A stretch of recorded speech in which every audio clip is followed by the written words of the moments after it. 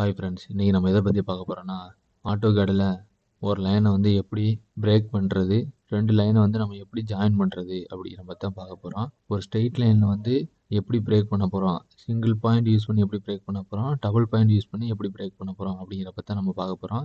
இப்போ பார்த்தீங்கன்னா இந்த டிராயிங் வந்து எக்ஸாம்பிள் காட்டுறதுக்காக இந்த டிராயிங் நான் வந்து உங்களுக்கு வரைஞ்சிருக்கேன்.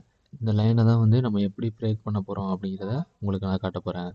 ஸோ இந்த பிரேக் ஆப்ஷன் பார்த்தீங்கன்னா நமக்கு மேலே மாடிஃபையில் நமக்கு இங்கே சிங்கிள் பாயிண்ட் பிரேக் அப்படின்னு இருக்கும் ஒன்று.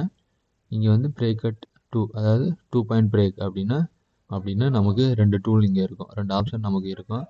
ஸோ ஃபஸ்ட்டு வந்து சிங்கிள் பாயிண்ட் பிரேக்கை வந்து நம்ம எப்படி யூஸ் பண்ண போகிறத பார்க்கலாம். இப்போது நம்ம சிங்கிள் பாயிண்ட் ஆப்ஷனை வந்து நம்ம செலக்ட் பண்ணலாம். செலக்ட் பண்ணதுக்கப்புறம் இப்போது செலக்ட் ஆப்ஜெக்ட் அப்படின்னு கேட்குது. ஸோ நம்ம எந்த ஆப்ஜெக்டை பிரேக் பண்ண போகிறோமோ அந்த ஆப்ஜெக்டை நம்ம செலக்ட் பண்ணுறோமோ செலக்ட் பண்ணிட்டோம். செலக்ட் பண்ணதுக்கப்புறம் இப்போ வந்து நம்ம எங்கே பிரேக் பண்ணணும் அப்படின்னு நம்ம கேட்குது. எந்த பாயிண்ட், அதாவது எந்த பாயிண்ட்லேருந்து நம்ம செப்பரேட் பண்ணணும் அப்படிங்கிற மாதிரி நம்ம கேட்குது.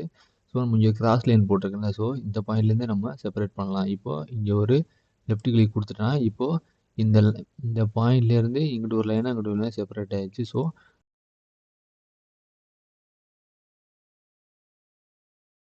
அந்த லைனை வந்து அந்த சிங்கிள் லைனை வந்து பிரேக் பண்ணிட்டோம். இப்போ அந்த ஒரு லைன் வந்து நமக்கு இப்போ 2 லைனாக கிடச்சிருச்சு. இப்படி தான் வந்து இந்த சிங்கிள் பாயிண்ட் பிரேக். இதுக்கு அடுத்ததாக பார்த்தீங்கன்னா இப்போ அதுலேயே வந்து டபுள் பாயிண்ட் பிரேக், அதாவது ஒரு லைனில் வந்து இந்த குறிப்பிட்ட ஸ்பேஸை வந்து அது வந்து எரேஸ் ஆயிரும். எரேஸ் பண்ணிட்டு நம்ம வந்து ஒரு 2 லைனாக பிரிச்சிடலாம். ஸோ அது எப்படிங்கிறத ஃபஸ்ட்டு பார்க்கலாம். இப்போ மாடிஃபையில் போயிட்டு அதே பிரேக் அட் டபுள் பாயிண்ட் அப்படின்னு நம்ம கொடுக்கலாம். அந்த டபுள் பாயிண்ட் ஆப்ஷன் நம்ம கொடுத்ததுக்கப்புறம் கீழே வந்து செலக்ட் ஆப்ஜெக்ட் அப்படின்னு கேட்குது.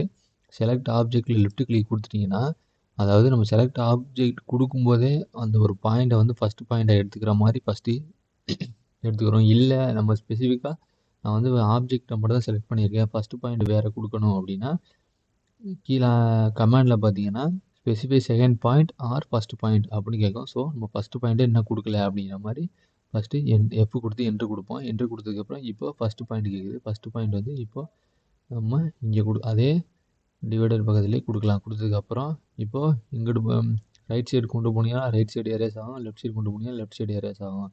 ஸோ எவ்வளோ டிஸ்டன்ஸ் வேணுமோ, அதாவது செகண்ட் பாயிண்ட்டை இப்போ நம்ம செலக்ட் பண்ணணும். செகண்ட் பாயிண்ட்டை கொஞ்சம் தூரத்தில் செலக்ட் பண்ணிட்டோம் அப்படின்னா இப்போது அந்த ஒரு லைனை செப்பரேட்டாக பிரிச்சாச்சு, ப்ளஸ் ஒரு குறிப்பிட்ட ஸ்பேஸை வந்து நம்ம எரேஸ் பண்ணிட்டோம். இப்படி தான் இந்த பிரேக் ஆப்ஷன் யூஸ் பண்ணுறது.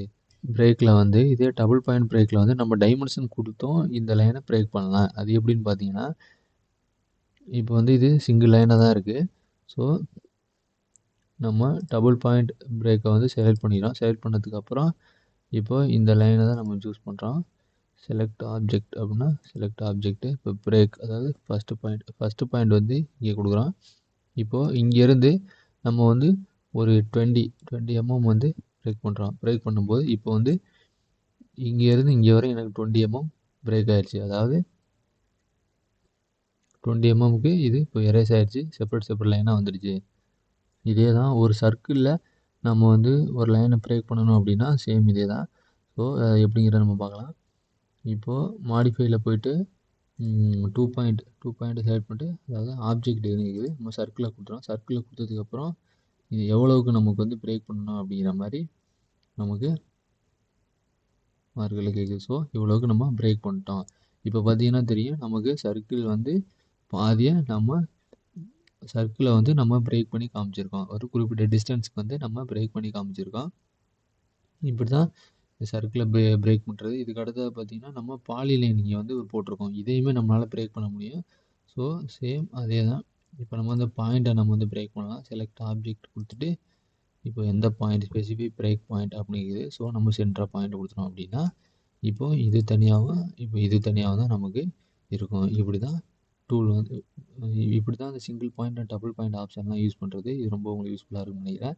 இதுக்கு அடுத்ததாக பார்த்தீங்கன்னா அதாவது மல்டிபிள் ஆப்ஜெக்ட் வந்து எப்படி நம்ம சிங்கிள் ஆப்ஜெக்டாக மாற்றுறது. அதாவது நம்ம வந்து இதுக்கு முன்னாடி நம்ம பார்த்துருக்கோம். அதாவது பாலி லைனாக உள்ளதை சிங்கிள் லைனாக மாற்றுறது எப்படிங்கிறத பார்த்துருக்கோம். இப்போ வந்து சிங்கிள் லைனாக உள்ளதை நம்ம வந்து ஒரு ஆப்ஜெக்டாக, அதாவது சிங்கிள் பாலி லைனாக எப்படி மாற்ற போகிறோம் அப்படிங்கிறத பார்க்க போகிறோம். இப்போ பார்த்தீங்கன்னா இப்போது இந்த ஆர்க்கு ப்ளஸ் இந்த லைனு எல்லாமே சிங்கிள் லைனு. இதெல்லாம் நம்ம எப்படி ஒரே ஆப்ஜெக்டாக, அதாவது ஒரே ஆப்ஜெக்டாக எப்படி நம்ம மாற்ற போகிறோம் அப்படிங்கிறத பார்க்க போகிறோம். அதுக்கு தான் நம்ம யூஸ் பண்ணுறது வந்து ஜாயின் அப்படிங்கிற டூலு.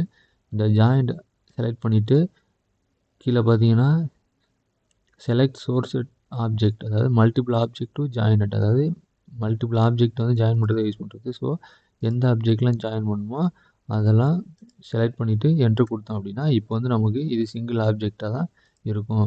ஈஸியாக நம்ம மூவ் பண்ணிக்கலாம். ஈஸியாக நம்ம டெலீட் பண்ணுறதுக்கு, ஈஸியாக ஒரு இடத்துக்கு மூவ் பண்ணுறதுக்கு இது ரொம்ப ஹெல்ப்ஃபுல்லாக இருக்கும். இதுக்கு அடுத்ததாக இப்போது இந்த 2 லைனை நம்ம எப்படி ஜாயின் பண்ணலாம் அப்படிங்கிறத பார்க்கலாம். சேம் அதே தான்.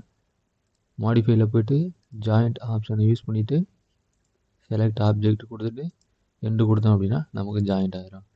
இப்படி தான் இந்த லைன் பிரேக் பண்ணுறது, அப்புறம் லைன் ஜாயின் பண்ணுறது, இது எல்லாமே உங்களுக்கு ரொம்ப யூஸ்ஃபுல்லாக இருக்கும்னு நினைக்கிறேன். தேங்க்ஸ் ஃபார் வாட்சிங்.